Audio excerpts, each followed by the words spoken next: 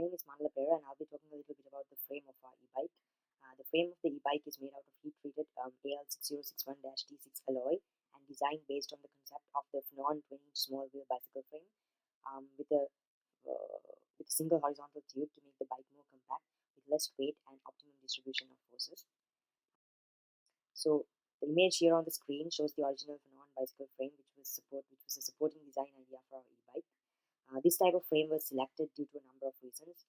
During concept selection, we considered several important parameters such as the cost, size, comfort, weight, shape, and appearance.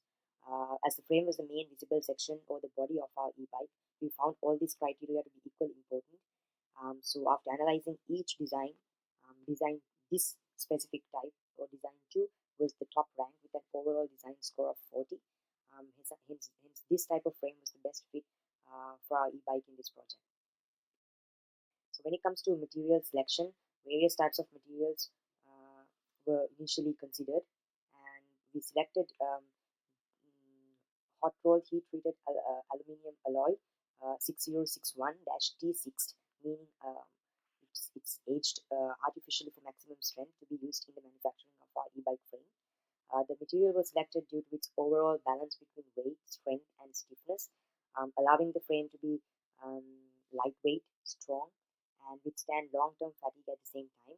So furthermore, using AL6061 allows us to manufacture the e-bike at a much cheaper cost, which would ultimately make it affordable to the target customers. So when compared to steel, our second using aluminum 6061 allows us to reduce the weight of the frame by approximately 30%.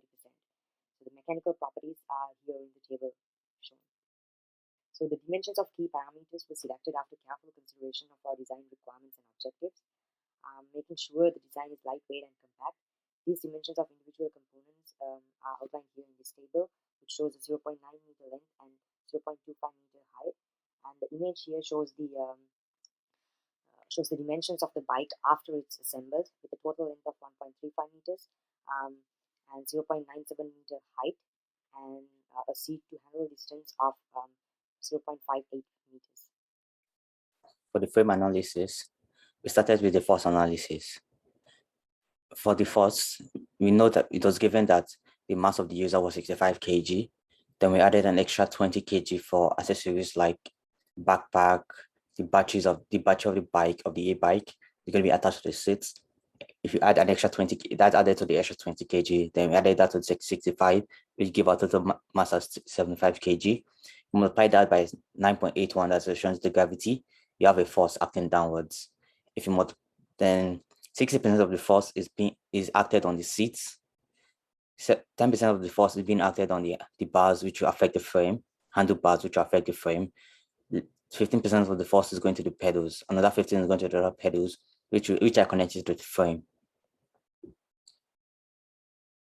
Then this last force, F3, it's the force of the weight of the bike acting downwards. And we know the weight of the bike, the weight of the frame. The F1 and F7 are the supports the wheels of the bike are going to provide, and which we don't know.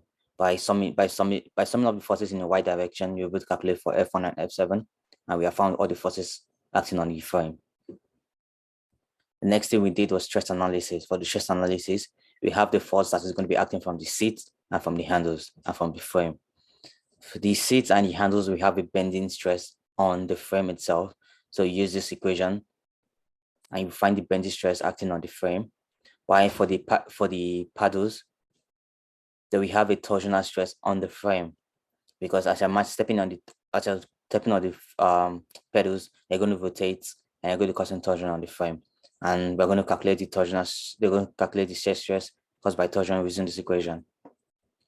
The next thing we did was calculate the effective life of the bike. We know this total stress caused from bending and caused from bending. We will find the number of cycles the bike can undergo using this equation. We got this equation from research we did, and we found an article online that gave us this equation. For this safety factor, we calculated that by using the yield strength divided by the total stress. Now let's move on to the gear section of the project. First, let's take a look at design selection criteria. We have 4 factors of looking at the design, which is simplicity, reliability, cost of production, and noise reduction. Noise reduction has the highest weight among all design factors because we want to minimize the noise of the gearbox. Reliability would be the second most important factor since we want our bike to last for at least 10 years, and this requires a very good and reliable gear material. In addition, the cost of production has also weighed up too because low cost is one of our goals. And lastly, we have simplicity. We want our gear to be as simple as possible, so a minimum maintenance will be required during daily operation. We have three design options, either a planetary gear, which has high efficiency, or a helical gear type, which gives low vibration during operation. It really gives a smooth transition for power. And lastly, you have the spur gear, which is very simple and low cost. And based on the four factors with their weight, we were trying to rank each design with a specific weight. And we got a conclusion for helical gear would be our final decision for gear design. Here is a more detailed benefit of our final selection helical gear.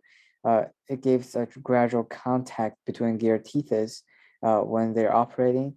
This helps lower the stress concentration on individual teeth when compared to spur gear. And it's definitely quieter and it lasts longer.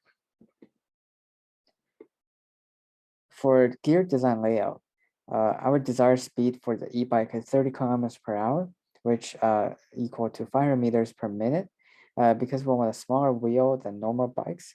So we're going with 56 centimeter wheel diameter. The motor output speed will be 700 RPM at its peak, and the wheel speed with the equation will be 284 RPM. We want to achieve a speed reduction ratio of almost 2.5. So the pinion teeth count will be 20 teeth, and the gear teeth count will be 50 teeth. This will achieve a gear reduction ratio of 2.5. And this will be a CAD file layout for our design, for our gearbox design. It's very simple with the helical gear. So now we are going to cover material analysis and how we did it. So we use Excel and the AGMA equations for getting the contact stress, bending stress, and the safety factors of the gear. Our main focus was on the gear. To compare these two materials and to check which material is better for this design. Also, we manually insert some data, for example, power of the motor and the gear speed, which is the gear speed is related to the power of the motor, and the gear diameter. And we assume it is better to have 5 inches, a diameter 5 inches, and the quality factor be 6, and number of teeth for the pinion be 20, and number of teeth for gear be 50. And we assume the pressure angle be 20. So with the tables and with the equations that we all have, we get the actual numbers. As you can see here, we get the all results here. So when we have the result of these stresses, so it's time to compare these two material. And then as you can see here, the bending factor of the safety for the first material, which is 4130, is 28.03. For the second material, which is 9310, is 30.21. So as we can see, it's, the second material has a bigger safety factor, also has a bigger contact stress. As you can see here, this one is 8.8. The other one, the first material, is 8.1, which we conclude that the second material, 9310, is better to use in this design, which has a larger safety factor, that would be better for using it. So now I'm gonna show you how the Excel sheet works. So this is the Excel sheet that I'm gonna show you how it's work. For example, for getting transmitted load, as you can see here, this is the symbol, this is the equation, and this is how we get the equation. The Excel gonna get all the information that was manually inserted for the power, for the gear speed, and for the gear diameter, and get this value. For example, here we get the overload factor, and from table 2. Let's show you the tables here from table 2, which is here. So we assume that is the power source is uniform situation. As you can see, it's one, and the Excel automatically get the information from the tables. As you can see here, all the data that we need here are here so easily that the Excel can get it and use it for the calculations to get the to get the factors. For example, here for dynamic factor, the Excel get all the information from the tables that I show you to get this number. And the other thing is I didn't mention is that we assume that the phase would be 1. And also here we also assume that it is open gearing, but here we can change it and get other values. For example, if we are commercial enclosed units, so the value is going to change. And also we assume it is grade 1, so which equation for the harness it should be the user is grade 1 or grade 2, and these are the equations which depends on the material, and when we get the harness from the materials table, and for example here is this amount, and then so on. This is how we get this amount for the how this is we get the contact stress and safety factors and other stresses values for doing this analysis for this project. Thank you so much for listening.